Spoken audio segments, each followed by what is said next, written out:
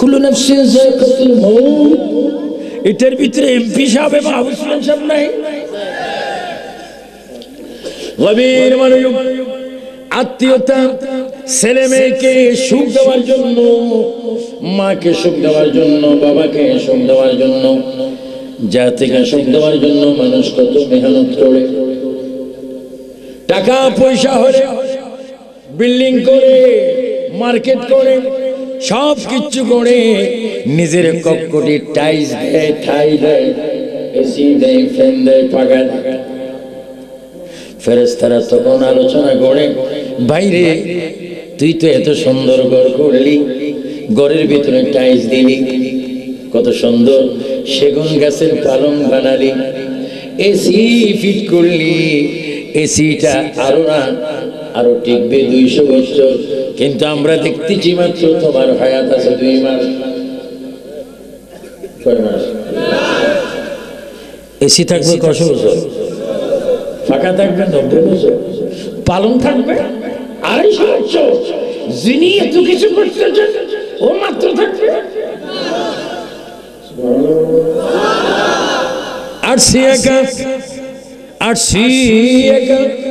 যাবো একা, সঙ্গে যাবে কি? সঙ্গে যাবে 2টি নাম। আমার ছেলেরা জোরে জোরে বলো, লা ইলাহা ইল্লাল্লাহ মুহাম্মাদুর আল্লাহ রাসূল। মক্কা শরীফ বৃক্ষের গোড়ায় বসে আছে। আবু জাহেল হরিণ শিকার করার জন্য বাইরে, মাগরিবের পরে অর্থাৎ সন্ধ্যার পরে বাইর যখন হলে একটি ওটে সবার সবার আবু জাহেল লিটে ওটে বসে হরিণ শিকার করার জন্য বাইরে। এবার আবু জাহেল দেখতে পেলেন ওই জঙ্গলের কোন একটি পাহাড় থেকে একটা নূরের প্রদীপের আলো জমিন থেকে যেন আকাশের দিকে এইভাবে নূরটা চলে যাচ্ছে, চমকাচ্ছে। আবু জাহেল বলেন, হরিণ শিকার করব পরে, এখন আলোটা কিসের একটু আমি সেখানে গিয়ে দেখি। এবার আবু জাহেল সেইখানে উঠতে নিয়ে দেখলেন আর কেউ নয়, এতিম বাতিজা মুহাম্মদুর রাসূলুল্লাহ। একটি বৃক্ষের গোড়ায় তিনি বসে আছেন, আর পাহাড়ের বাঘ ভাল্লুক হরিণ দেখে এসে আমার নবীজির পায়ে চুমা খাচ্ছে। কে খাচ্ছে? আবু জাহেল বাইর হলো কি জন্য? আর এখন আসি দেখতেছেন নবীর কদমে কি চুমা খাচ্ছে।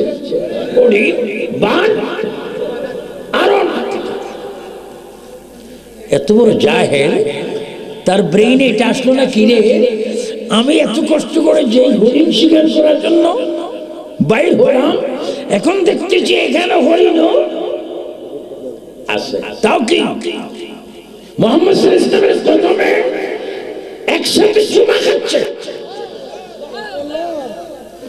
আবু জাহেল বলল, হ্যাঁ বাতিজা, তোমার বাবা না থাকতে পারে, মা না থাকতে পারে, কেউ তোমাকে খোঁজ করে নাও নিতে পারে, তুমি এতিম বলে তুমি গুহায় বৃক্ষের গোড়ায় বসে কাঁদছো, আমি তোমাকে এক্ষুনি বাড়িতে পৌঁছে দিয়ে আসবো, পরে হরিণ শিকার করার জন্য নাম। আবু জাহেল তার বাসায় উটটিকে বসাইলো, উটটি বসে গেলেন, আমার নবীকে বললেন, ইয়া মুহাম্মদ তাআল, তুমি একটু আসো। নবীকে তুললেন, জোর করে উটের পিছে আমার নবীকে বসাইলো। আমার নবীকে বসাইবার পরে আবু জাহেল লিটে ফাল দিয়ে উটের উপরে বসলো। রাসূল করিম রাহমাতুল্লাহ আলাইহি পিছনের অংশে, আবু জাহেল হচ্ছে উটের সামনের অংশে। আবু জাহেল উটকে বলে, চলো। ও আল্লাহর কাছে ফরিয়াদ করে বললেন, আল্লাহ। সবাই 3 বার বলো আল্লাহ, আরো জোরে মহব্বতে। আমার আল্লাহ বলে, ফাজকুরুনি আযকুরুকুম ওয়াশকুরুনি ওয়ালা তাকফুরুন। বান্দারে, তোমরা যদি আমাকে ডাকো আমি তোমাদেরকেও খেয়াল করি। বান্দা, তোমরা আমাকে ডাকবে একবার, আমি তোমাদের দিকে রহমতের দৃষ্টি দিব যদি আমরা 3 বার ডাকি, আল্লাহ দিবে 30 বার গুনাহগুলো মাফ হওয়ার জন্য। মাহফিলে এসেছি গুনার বোঝা নিয়ে, আমরা যাব মাসুম হয়ে। আবার 3 বার জোরে জোরে বলো আল্লাহ আল্লাহ আল্লাহ। এবার একটু ওয়াদা করো, নামাজ রোজা আমরা চাই কি চাই না? কে কে নামাজ পড়বে হাত তোলো, জোরে বলো কি পড়বা? আমরা নামাজ চাই কি চাই না? আরো জোরে বলো নামাজ চাই। মানে কেউ নামাজ পড়বে, তুমি জানালা দিয়ে চাই থাকবা নামাজ? আমার আব্বাজান একজন সুফি মানুষ ছিলেন, তিনি সব সময় বলতেন যদি চাও তুমি বলবে কথা আল্লাহর সাথে, তবে ভাই প্রতিদিন তুমি নামাজ পড়ো নবীজির মহব্বতে। বলো বলো কাশবাস হাসানাত জামিয়া ফাসালিহি। উঠে ও আমার কক্সবাজারের ভাই বাবারা শোনেন, প্রশাসনের ভাইয়েরা শোনেন, তুমি আমি কত নসিবওয়ালা আমরা এখনো জানি না, আমরা এখনো জানি না আমরা মুসলমান। এটা বড় কথা নয়, আমরা সর্বশ্রেষ্ঠ নবীর উম্মত। কারণ আমাদের বড় পরিচয় হচ্ছে আমরা আখির নবীর উম্মত। বলো আমরা কার উম্মত? বলো মুহাম্মদ। আর একটু চিনে বলো মুহাম্মদ। ওটের কথাটা আমি 2 মিনিটের জন্য রাখলাম, আরেকটি কথা 2-3 মিনিট অ্যাড করলাম। তারপরে হয়তো আর একটি বিষয় নিয়ে আমি কথা বলে একজন অতিথিকে আমি বিদায় জানাবো। কথাগুলো একটু খেয়াল করবেন, কারণ এমপি মহোদয়কে, সব এমপিদেরকে যদি আমরা প্রতিদিন পেতাম, এক একটা দাবি যদি আমরা তাদের মধ্যে সরকারের কাছে পৌঁছাতে পারতাম, এই সোনার বাংলা মদিনার সোনা হয়ে যেত। আমাদের দেশ, আমি পৃথিবীর প্রায় 50টি রাষ্ট্র সফর করেছি। এইরকম সুন্দর একটি পতাকা, জাতীয় পতাকা কোথাও নেই। আমার দেশের পতাকায় 2টি রং রয়েছে, একটি কি চতুর্দিকে, চতুর্দিকে মাঝখানে এই সবুজ হচ্ছে। আপনি এখন চোখ খাড়েন অথবা ইন্টারনেটে দেখেন, আপনি মদিনার নবীর গুম্বদ যখন দেখবেন দেখা যায় সবুজ রং। ইসলাম জিন্দা হতে হার কারবালা কি বাত, রংটা যখন আপনি একটু খেয়াল করবেন দেখতে পাবেন কারবালার রক্তের কথা।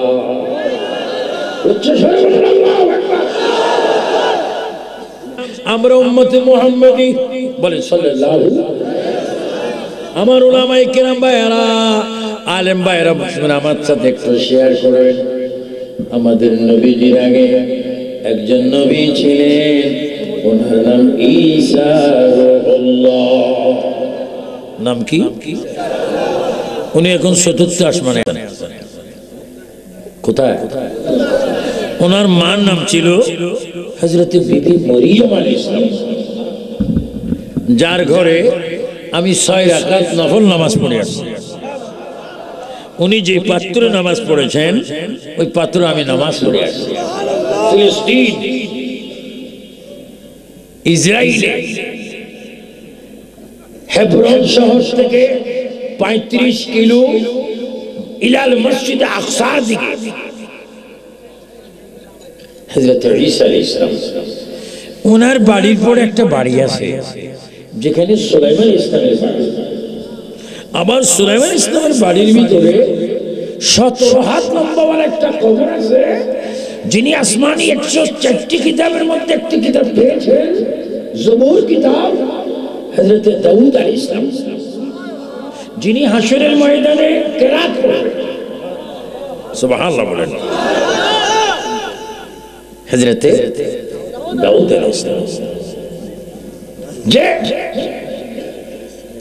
দাউদ আলাইহিস সালামের কবরের পরে একটা সবুজ এবং খয়েরি রঙের গিলাফ রয়েছে, ওই গিলাফের উপরে আল্লাহু আকবার আমাদের নবীজির নাম মোবারক লেখা রয়েছে। দাউদ আলাইহিস সালামের বাড়ির পরে একটা পাহাড় আছে, পাহাড়ের নিচে একটা আন্ডারগ্রাউন্ড একটা স্থান আছে।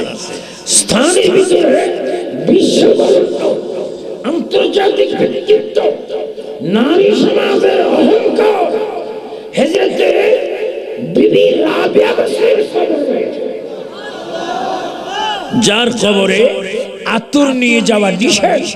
যদিও সেখানে আতর দেওয়া নিষেধ, কিন্তু প্রতি মুহূর্তে রাবিয়া বসরির কবর থেকে মিশক আতরের খুশবু পাই। আল্লাহু আকবার। আমার মা বোনেরা, খাতুনে জান্নাত ফাতেমার ইতিহাস পড়া, মাশা সিদ্দিকার ইতিহাস পড়া, রাসূল করিমের আম্মা জান বিবি আমিনা খাতুন রাদিয়াল্লাহু তাআলা আনহার ইতিহাস পড়া। ইনশাআল্লাহ কক্সবাজারের মা বোনেরা, তোমরা একদিন মৃত্যুর পরে হাসরের মাঠে রাসূলের মেয়ে ফাতেমার সাথে তোমার হাসর হবে। আমার মা বোনেরা জান্নাতি হোক, নেককার হোক, আবেদা হোক, জাহেরা হোক, তাহেরা হোক, জান্নাতি হোক। হে আমার ইমানি মুসলমান সুন্নি ভাইরা, আমার মা বোন শিক্ষিত হোক, জান্নাতি হোক, এটা আমরা চাই কি চাই না? মা বোনকে ইজ্জত করতে হবে, সম্মান করতে হবে। গভর্নর জমিয়তুল ফালাজাতি মসজিদের খতিব আল্লামা জালালউদ্দিন আল কাদরি কত সুন্দর কথা বলেছেন। মেয়েদেরকে যখন দেখবেন, কুখেয়াল জন্ম হওয়ার আগে মনে করবেন আমার মা, না হয় মনে করবেন বোন, না হয় মনে করবেন কি নিজে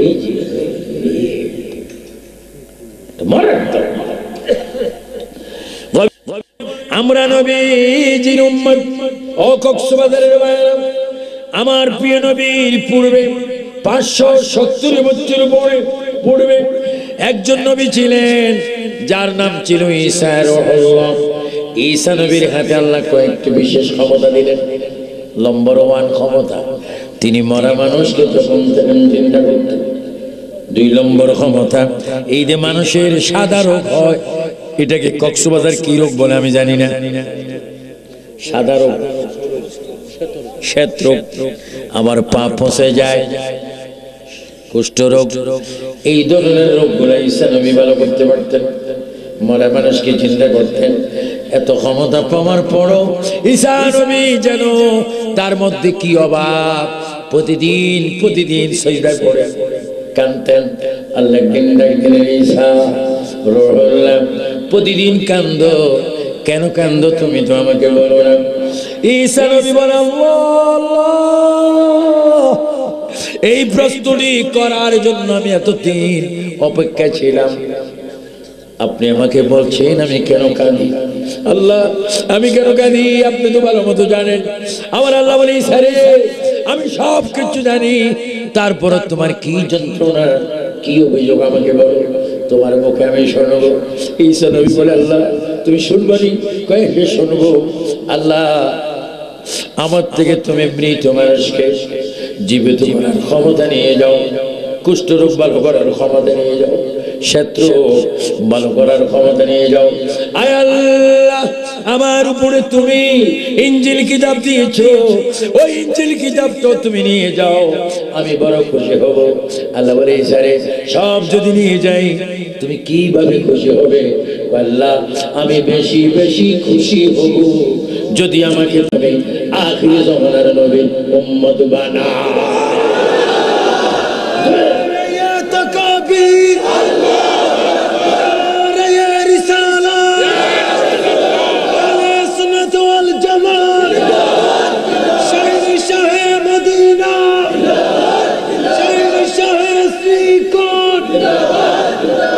আল্লাহু আকবার বলে। ঈসা রূহুল্লাহ, না তিনি প্রেসিডেন্ট, না তিনি মন্ত্রী, না তিনি কৃষক, আল্লাহর প্রদত্ত একজন নবী চারটি কিতাবের মধ্যে একটি কিতাব ইনজিল। আমি যখন 99-এ যুক্তরাজ্যে বার্মিংহামে আন্তর্জাতিক সুন্নি কনফারেন্সে যোগ দিয়েছিলাম, সেই দিন বার্মিংহামে ইসলামিক লাইব্রেরিতে একটি কিতাব দেখেছিলাম, বাইবেল, যেটি ইনজিল। মুসা থেকে ঈসা রাসূলুল্লাহ বলে গেলেন, এখন থেকে 2070 বছর আগে মুবাশশির বিরাসূলি ইয়াতি মিন বাদি ইসমুহু আহমদ। হে দুনিয়াবাসী শোনো, আমার পর একজন নবী আসবে, যিনি আকাশে নাম হবে আহমদ, জমিনে হবে মুহাম্মদ। তোমাদেরকে বলে গেলাম, নবীকে পাওয়া মাত্র কলমা পড়ে তোমরা মুসলমান হয়ে যাবে। বলো আল্লাহু আকবার। আমার নবীর পজিশন কম না বেশি? আজকের বাংলাদেশ সরকার ঈদ মিলাদুন নবী ছুটি ঘোষণা করেছে। আমি এমনে গিয়েছি ওমানে, প্রায় আমার 20 দিনে 39টি প্রোগ্রাম করেছি ওমানের জমিনে। সেই দেশের সুলতান কাবুস বিন আল মুআজ্জিম, তিনি সেইখানে মিলাদুন নবীকে উন্মুক্ত করে দিয়েছেন। আমি আশ্চর্য হলাম যখন ওমানে আমি সুরে সালালায় বিভিন্ন সিটিতে মাহফিল করতাম, হয় স্টেডিয়ামে, হয় মসজিদগুলিতে, নয় গ্যারেজের সামনে প্যান্ডেল করে ওপেন মাইক লাগিয়ে 3-4টি গরু জবা করে 20-25টা তাবারুক করে মিলাদুন নবী হচ্ছে। আমি চিন্তা করলে পাসপোর্ট দেখলে মনে করতাম ওমানে, পরিবেশ দেখলে মনে করতাম বাংলাদেশে। সুবহানাল্লাহ। এক শ্রেণীর জাহেলরা বলে আরবে মিলাদ নাই, কোরআনে নেই, হাদিসে নেই, ইজমা নেই, কিয়াসে নেই। আমি বলবো ভাইরে, সব জায়গায় মিলাদ আছে, তোর নসিবে নেই। কোথায় নেই? কিতাবের নাম কি? নসিব কিতাব। বলেন কিতাব কি নাম क्या है? নসিব কিতাব। এক বেচারা সাগরে জাল মারছে। কি মারছে? বৈশাও নেই, কাসকিও নেই, কোনো মাছ নেই। চিৎকার দিচ্ছে প্রিয় কক্সবাজার বাসী, বঙ্গোপসাগরে মাছ নেই। আরেকজনে মারছে, বাইরে সব আছে, তোর কিসমতে নেই, সাগরে মাছ নেই। এই কথা বললে কি কেউ বিশ্বাস করবে? এই সাগরে যদি এট এ টাইমে 2 কোটি কুত্তা আত্মহত্যা করত, ফানি কি নাফাক হবে? 1000 কোটি আলেম যদি জালিমের নামে নবীর বিরোধী করে, নবীর কিছু আসে যায় না। নবীর জন্য আল্লাহ যথেষ্ট। মারহাবা বলে, নবীর জন্য যথেষ্ট, আল্লাহর জন্য যথেষ্ট বলেন মুহাম্মদ। সুবহানাল্লাহ। চলে গেলে আমি না, আমি মাশাআল্লাহ, আমি কিন্তু আমার দায়িত্ব পালন করছি। ये दुनिया कैंपी है, मैं आखिरत कैंपी है। আমার ভাইকে যেমন আমরা দুনিয়া চাই, ওনারা আমাদেরকে আখিরাত চাই। ঠিক আছে কি না? আরো জন ঠিক আছে। কিন্তু সব মাওলানা না, কিছু আছে মাওলানা, মোটো না।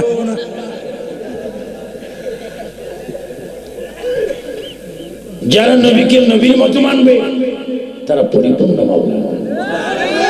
যারা নবীকে নবীর মতো মানবে তারা পরিপূর্ণ আশিক। যারা পরিপূর্ণ নবীর খেয়ালে নামাজ পড়বে তারা পরিপূর্ণ আশিক। ঈসা নবীর দোয়া কি হলো? চতুর্থ আসমানে রানিং সময় 2016 সালের আজকের 16 তারিখ দিনগত রাত্রে বাংলাদেশের 12টা বাজার 7-8 মিনিট পূর্ব পর্যন্ত এই সময় ঈসা আলাইহিস সালাম চতুর্থ আসমানে কোন চাউলের ভাত খাচ্ছেন, কি ডাউল খাচ্ছেন, কি আন্নি বিরিয়ানি না সিন্নি? ঈসা নবী, আপনি তো ইনসান, আপনি তো মানুষ, আপনি তো রূহুল্লাহ, বিবি মারিয়াম আপনার মা, আপনার মাকে হাসরের ময়দানে জান্নাতে আমার নবী বিয়ে করবেন। ঈসা ইসলাম, আপনি কি খাচ্ছেন? আমার সেখানে কোনো খানা নেই, আমি শুধু আখেরি নবীর উপরে দুরূদ শরীফ পড়ছি। আর একটু জোরে বলবেন না সুবহানাল্লাহ।